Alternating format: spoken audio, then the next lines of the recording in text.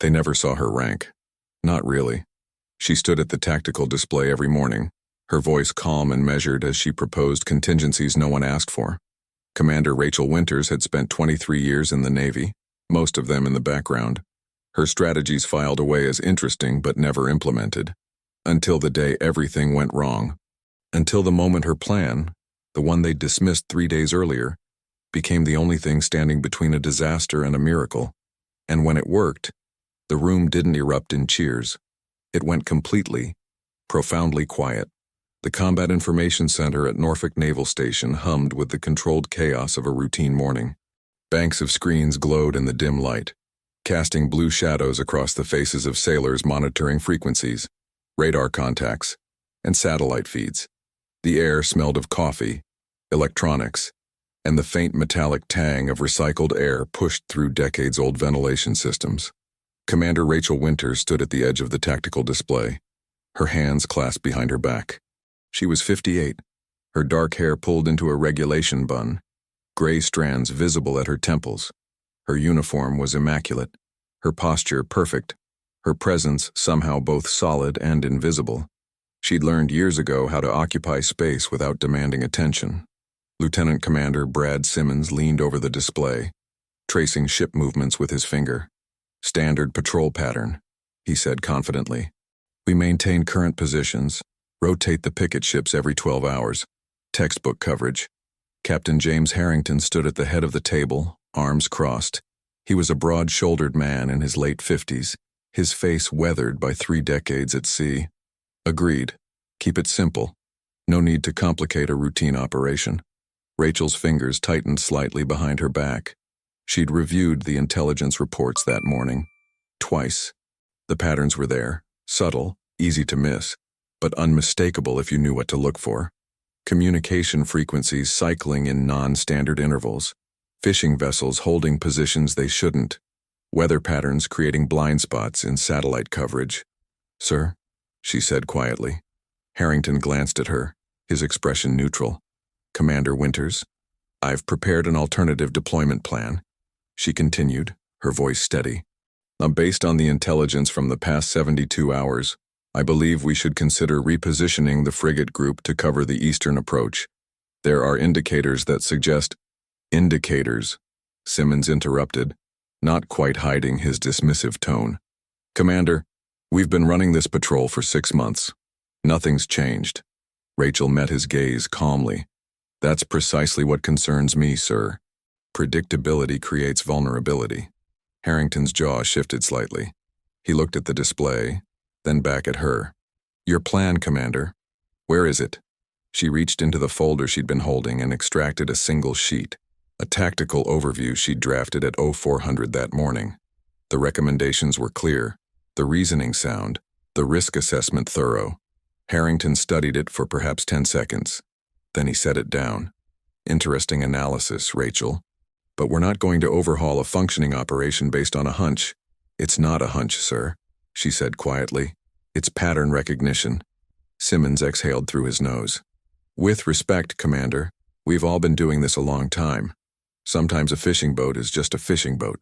The other officers in the CIC didn't look up from their screens. They'd witnessed these exchanges before. Rachel proposing contingencies, the command staff nodding politely. Her plans filed away. Harrington's tone wasn't unkind, but it was final. "Maintain current deployment. Let's not fix what isn't broken." Rachel nodded once. "Understood, sir." She stepped back from the table, her face composed. No frustration visible, no resentment. Just the quiet acceptance of a professional who'd learned that competence didn't always translate into authority. Hours passed. The CIC hummed. Watch rotations changed. Coffee cups emptied and refilled. Rachel remained at her station, monitoring feeds, updating logs, existing in the invisible space she'd occupied for years. Then, at 1847 hours, the radar operator's voice cut through the routine. "Sir, we have multiple fast movers, bearing 095, speed 40 knots.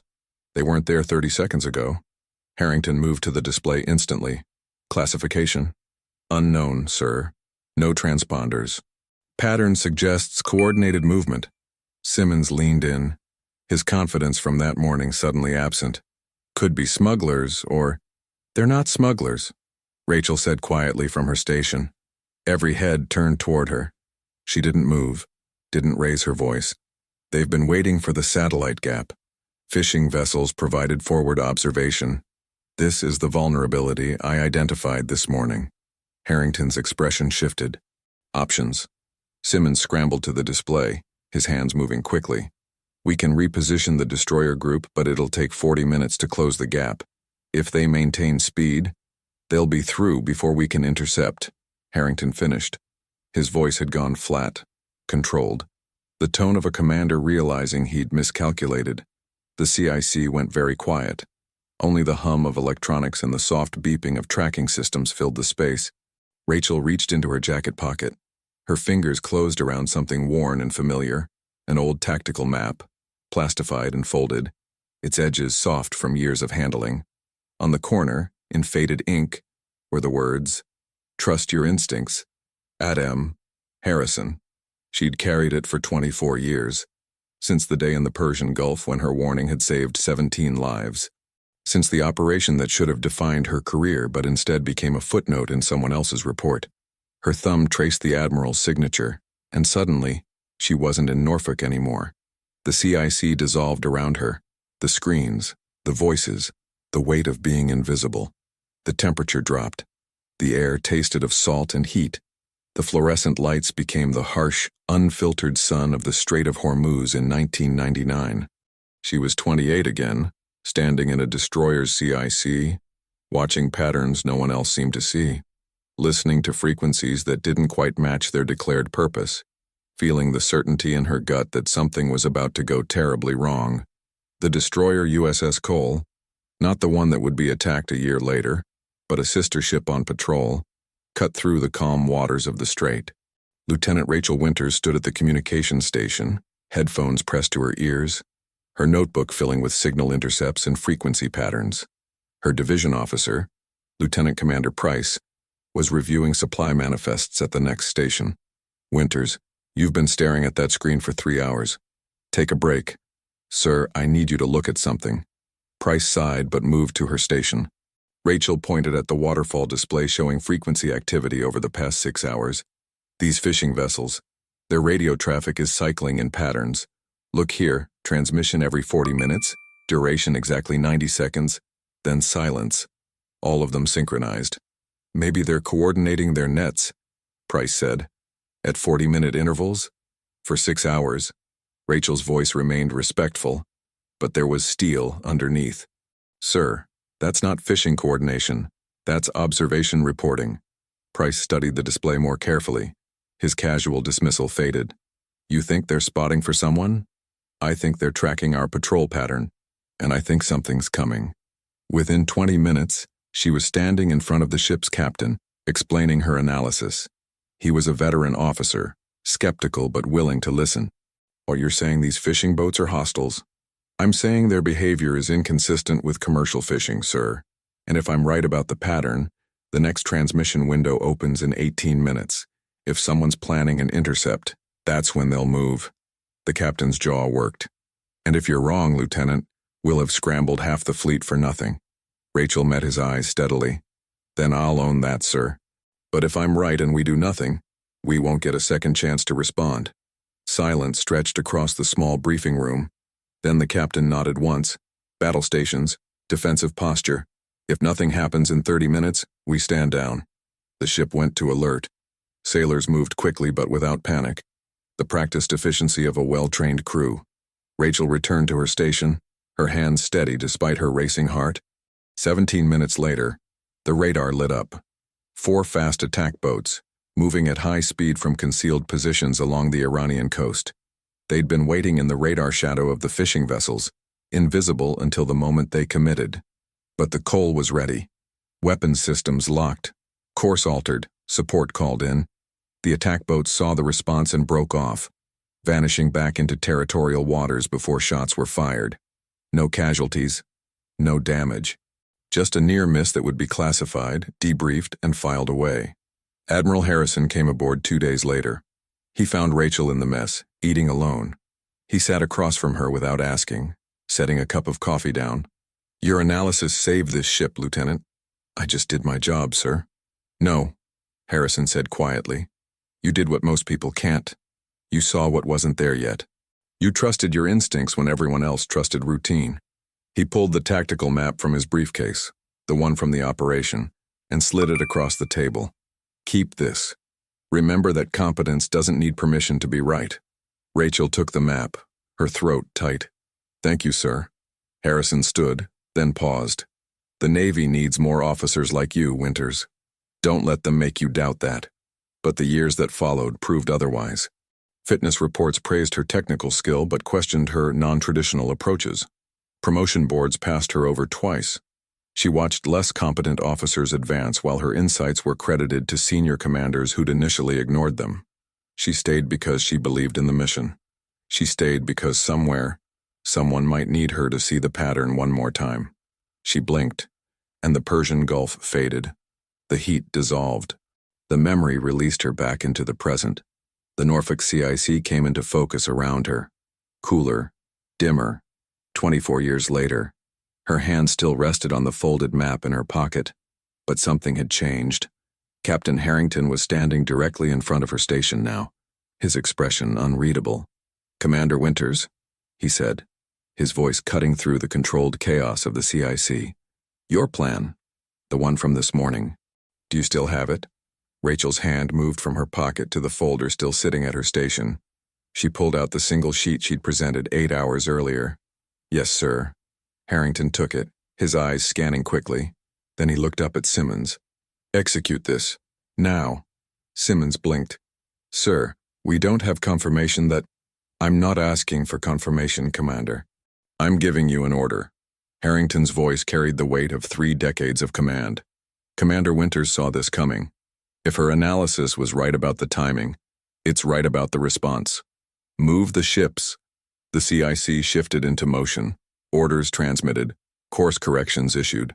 The frigate group began repositioning to cover the eastern approach, exactly as Rachel had recommended that morning. She didn't move from her station, didn't speak. Just watched the tactical display update as her plan unfolded across the screen. Harrington remained beside her. I should have listened this morning.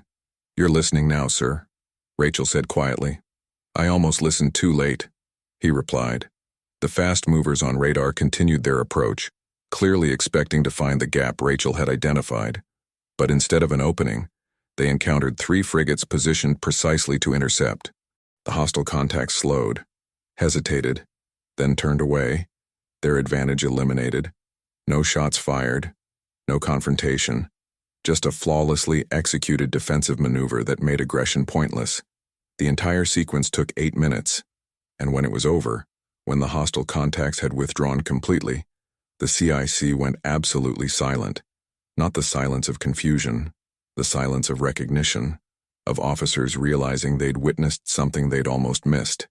The silence of men and women reassessing what they thought they knew about the quiet commander at the tactical station.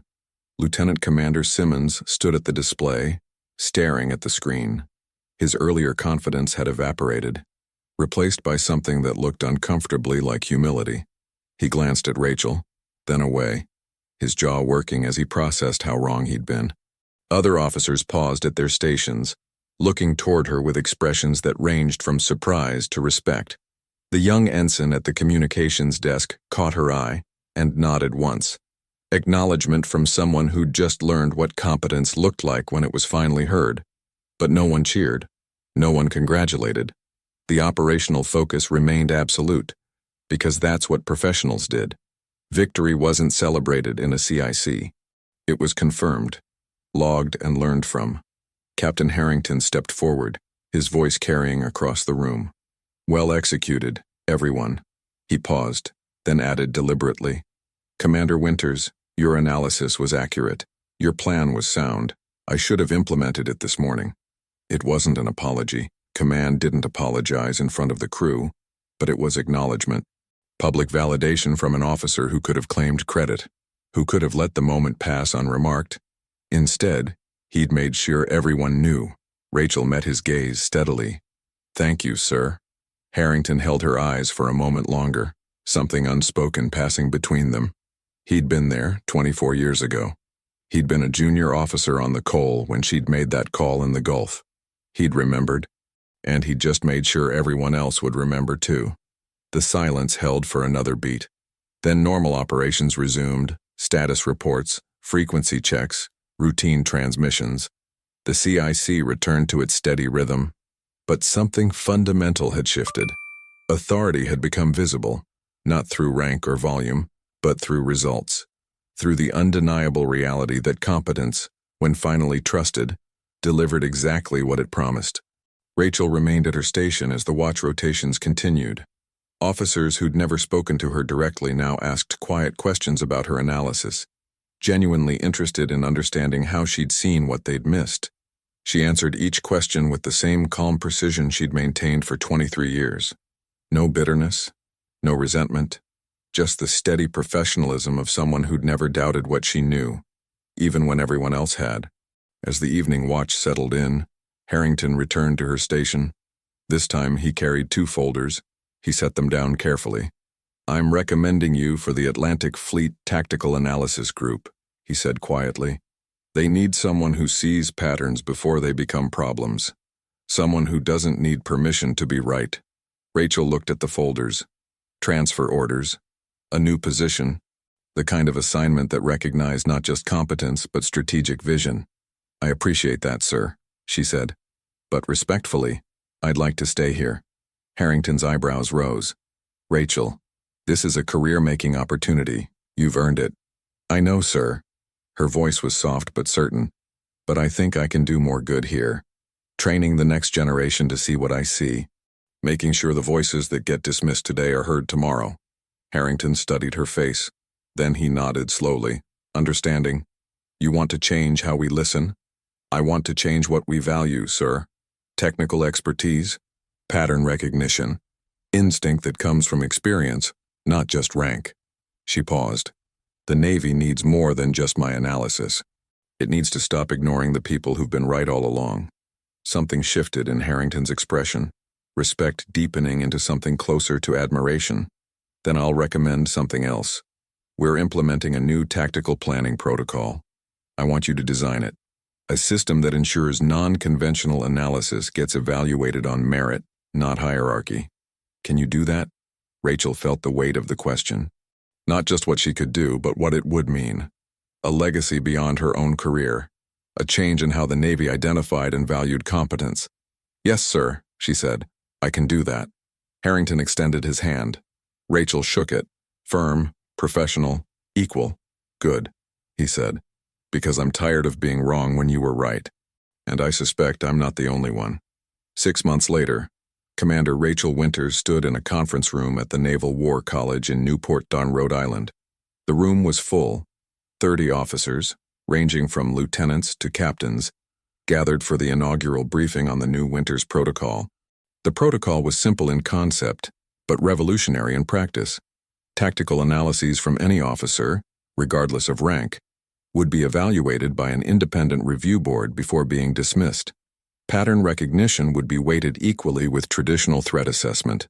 Non-conventional strategies would be wargamed rather than filed away. It wasn't about Rachel. It was about every competent officer who'd been ignored because they didn't have enough stars on their collar or volume in their voice. She stood at the podium, her presentation cued, her notes minimal. The officers watched with varying degrees of skepticism and interest. She recognized that look, the same one she'd seen in the Norfolk CIC for years. "Competence," she began quietly, "doesn't announce itself. It doesn't demand attention. It simply exists, waiting to be recognized. The purpose of the Winters Protocol isn't to elevate unconventional thinking for its own sake. It's to ensure that when someone sees the pattern, we have a system in place to listen before it's too late." She clicked to the next slide, a tactical breakdown of the intercept 6 months earlier. This operation succeeded not because of rank, but because one officer finally chose to trust what another officer had been saying all along. The question we should be asking isn't, why didn't we listen sooner? It's how do we make sure we listen the first time? The room was quiet, attentive. Several officers were taking notes. Rachel continued for 30 minutes, walking them through case studies, implementation guidelines, and assessment criteria. When she finished, the questions came, thoughtful, engaged, genuine. A young lieutenant near the back raised her hand. "Commander, how do we balance respecting the chain of command with encouraging junior officers to speak up?" Rachel considered the question. "We recognize that the chain of command exists to maintain order, not to suppress insight. Authority comes from competence, not just position.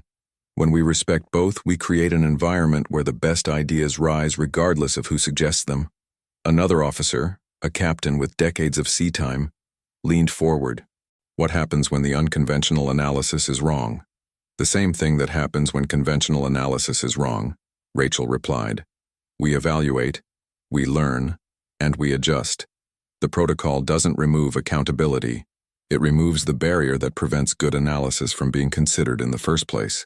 The session ended 2 hours later. Officers filed out, several stopping to thank her, to ask follow-up questions, to express genuine interest in implementing the protocol aboard their commands.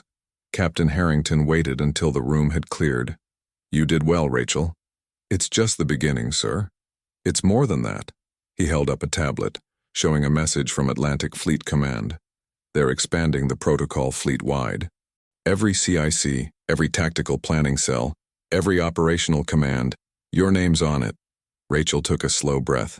Legacy, recognition, the thing she'd never asked for but had earned through 23 years of being right when it mattered. "It shouldn't be named after me," she said quietly. "It should be named after exactly what it is," Harrington replied. "A reminder that we almost missed our best tactical mind because we weren't listening. That won't happen again. Not on my watch. Not on anyone's." Rachel looked out the window of the War College, toward the harbor, where ships moved in practiced formation. Somewhere out there, another young officer was seeing a pattern no one else recognized, proposing a plan no one had asked for, wondering if anyone would listen. Now, maybe they would. She turned back to Harrington. "Thank you, sir, for hearing me when it mattered. Thank you, Rachel," he said, "for never stopping being right."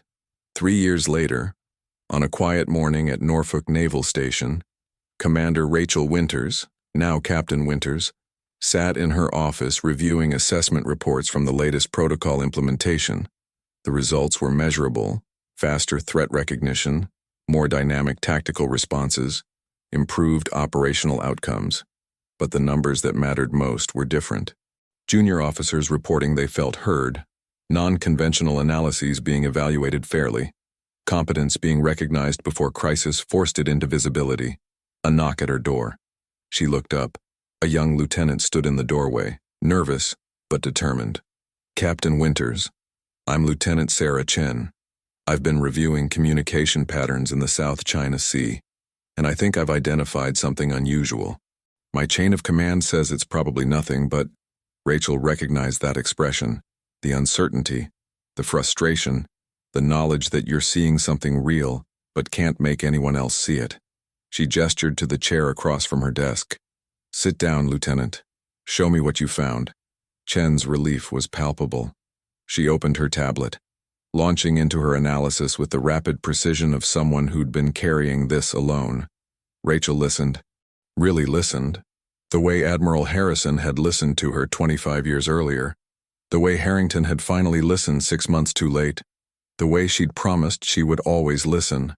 When Chen finished, Rachel was already pulling up the protocol evaluation form. "This is solid analysis, Lieutenant. I'm flagging it for immediate review, and I'm assigning you to brief the fleet commander directly." Chen's eyes widened. Sir, I'm just a..." "You're a naval officer who identified a pattern," Rachel interrupted gently. "Rank doesn't determine whether you're right. Results do. Let's make sure your voice is heard the first time, not the last." Chen nodded, her uncertainty replaced by something stronger. Purpose. Validation. The knowledge that competence mattered more than noise. After she left, Rachel sat quietly at her desk. The old tactical map from 1999 still rested in her top drawer, Admiral Harrison's words still visible in faded ink. She took it out, unfolded it carefully, traced the signature one more time. Trust your instincts. She had, for 23 years of being dismissed, ignored, and filed away. She'd trusted them anyway. And now, Finally, others were learning to trust them too. Outside her window, the Atlantic stretched toward the horizon, gray and endless. Ships moved in precise formation, their courses plotted by officers who might never know that somewhere in their calculations was the influence of a woman who'd refused to stop seeing patterns just because no one asked her to look. The room went quiet when her plan worked. But the silence that mattered most came later, in the listening that happened before crisis forced it, in the respect given to competence before results proved it necessary, in the recognition that authority isn't about who speaks loudest, but about who's been right all along. Rachel Winters folded the map and returned it to the drawer. Then she opened the next tactical assessment, ready to listen for the voices that needed to be heard. Some legacies don't announce themselves with fanfare. They exist in the quiet certainty that when someone finally sees the pattern, someone else will be there to listen. And that silence, the silence of respect, of recognition, of competence finally valued, speaks louder than any celebration ever could. If Commander Rachel Winters' story moved you, please like this video, share it with someone who honors quiet competence, and subscribe to She Carries Honor for more stories of the women who served in silence but carried the weight of nations. Their stories deserve to be remembered.